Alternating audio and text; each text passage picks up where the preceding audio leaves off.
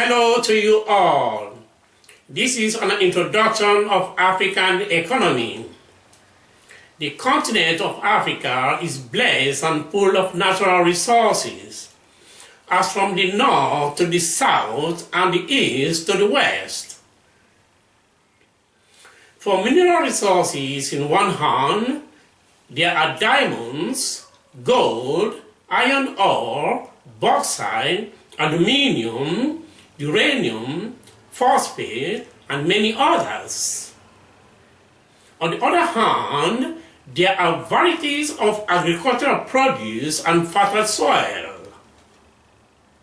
As for tourism, it is full of wildlife, sea creatures, beautiful landscape, woodland, deep forests, waterfalls, lakes, running water from hills to the valleys, the wonderful sea view, the cloud, the snow, the rainbow reflecting on the mountain from end to end, the inactive volcanic mountains, the sand dune, the desert, and the semi-arid areas. You may find all these natural resources in the continent of one race Africa.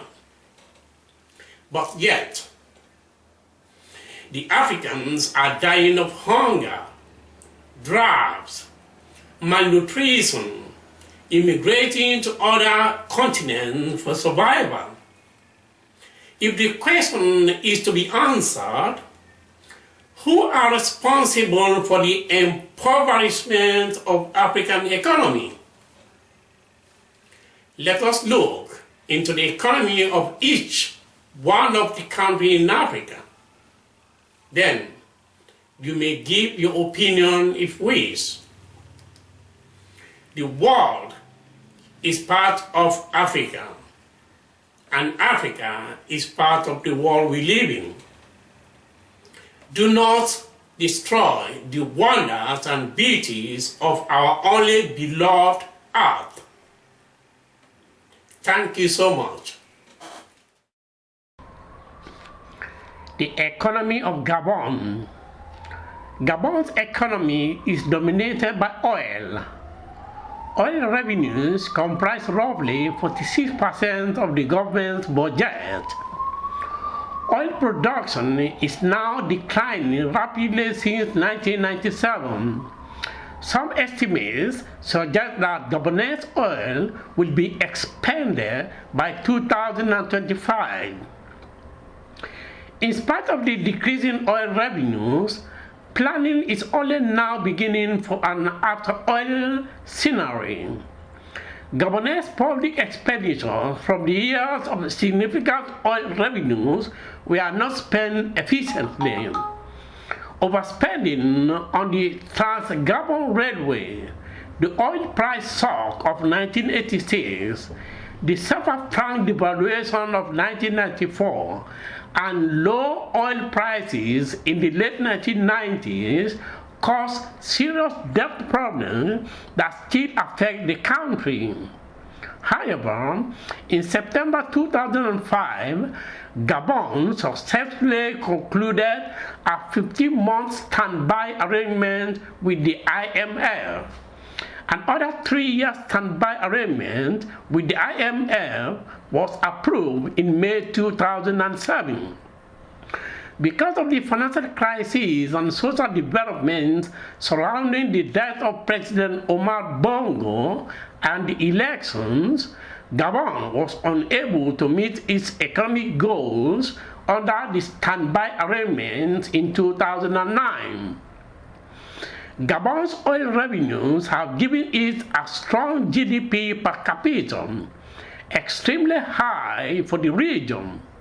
However, the income distribution is unequal and social indicators show poor values. The richest smaller group of the population earn over 90% of the income, while about a third of the Gabonese population lives in poverty. The economy is highly dependent on extraction of abundant primary materials. Prior to the discovery of oil, logging was the pillar of the Gabonese economy. Today, logging and manganese mining are the other major income generators. Recent explorations point to the presence of the world's largest unexploited iron ore deposit. For many living in the countryside without access to employment in extractive industries, remittances from family members in urban areas or subsistence activities provide income. Many foreign and local observers have consistently lamented the lack of diversity in the Gabonese economy. There is a small market of local people, dependence on French imports, inability to capitalize on regional markets, lack of entrepreneurial zeal among the Gabonese. Furthermore, investment in agriculture or tourism sector is complicated by poor infrastructure. The small processing and service sectors that do exist are largely dominated by a few prominent local investors. At World Bank and IMF insistence, the government embarked in the 1990s on a program of privatization of its state-owned companies and administrative reform, including reducing public sector employment and salary growth. But progress has been slow. The new government has voiced a commitment to work towards an economic transformation of the country, but faces significant challenges to realize this goal in such a period. However, low population density, abundant petroleum, and foreign private investment have helped make Gabon one of the most prosperous countries in Sub-Saharan Africa in the recent years.